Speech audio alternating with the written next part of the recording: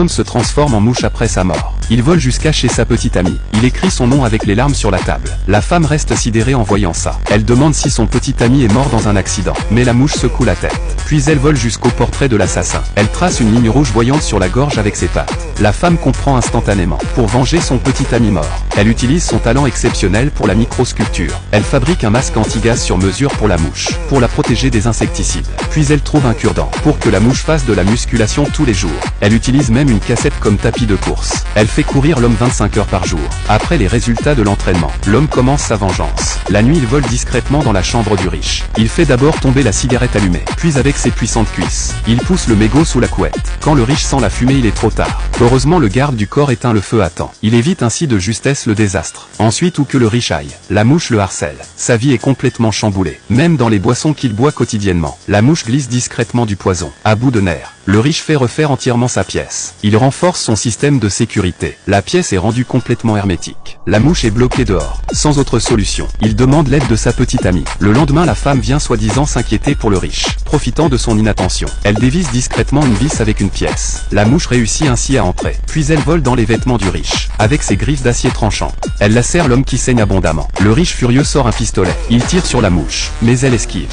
La mouche saisit à nouveau l'aiguille par terre. Elle fonce droit vers l'œil du riche. Le riche attrape un aimant à côté. Il coince fermement la patte de la mouche sous l'aiguille. Elle ne peut s'échapper malgré ses efforts. Excité après tant de torture, le riche coupe les ailes de la mouche devant la femme. Puis il force la femme à tuer elle-même son petit ami. La femme craque complètement. La mouche aperçoit alors un canon à côté. Elle utilise le canon pour se faire sauter avec le riche.